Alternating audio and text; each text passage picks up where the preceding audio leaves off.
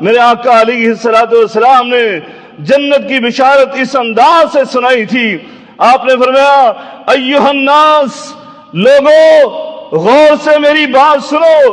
ایھا الناس، لوگوں افشوا السلام، تم سلام کو پھیلا دو. جب بھی آپس میں ملو ایک دوسرے کو السلام علیکم السلام علیکم کا گفٹ پیش کیا کرو. فرمایا وَأَطْعِمُوا الطَّعَامَ، اور ایک دوسرے کو کھانے کھلایا کرو.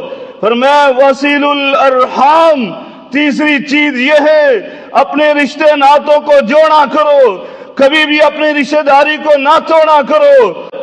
اور فرمایا وَصَلُّوا بِاللَّيْلِ، اور رات کو نماز پڑھا کرو. وَالنَّاسُ نِيَامٌ، جب لوگ سو جائیں تو پھر آگے کیا ہوگا؟ 4 کام تم کر لو. میرے آقا نے فرمایا تدخل الجنت بالسلام. اللہ اکبر، قربان ہو جائیں، کتنے عظیم الفاظ ہیں.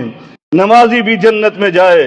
میرے آقا بشارت سنائیں کہ میرا امتی نمازی ہے جنت میں جائے، میرا امتی صائم ہے روزہ رکھنے والا ہے جنت میں جائے گا، یہ سخی ہے سخاوت کرنے والا یہ جنت میں جائے گا، یہ حج کرنے والا حاجی ہے یہ جنت میں جائے گا، قرآن پڑھنے والا قاری ہے یہ جنت میں جائے گا.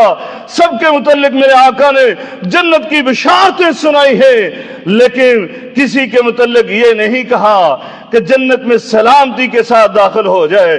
فرمایا تدخل الجنت بسلام، اگر جنت میں جانا ہے گرتے پڑتے نہیں، مار کھا کر نہیں، عذاب کو برداشت کر کے نہیں، بلکہ سیدھے بغیر حساب و کتاب کے آسانی کے ساتھ سلامتی کے ساتھ جنت میں جانا چاہتے ہو تو میرے آقا نے فرمایا تھا یہ 4 کام کرو. سلام کو پھیلاؤ، ایک دوسرے کو کھانے کھلاؤ، اور رشتہ داری کو جوڑو، رشتہ داری کو قطع تعلقی نہ ہونے دو.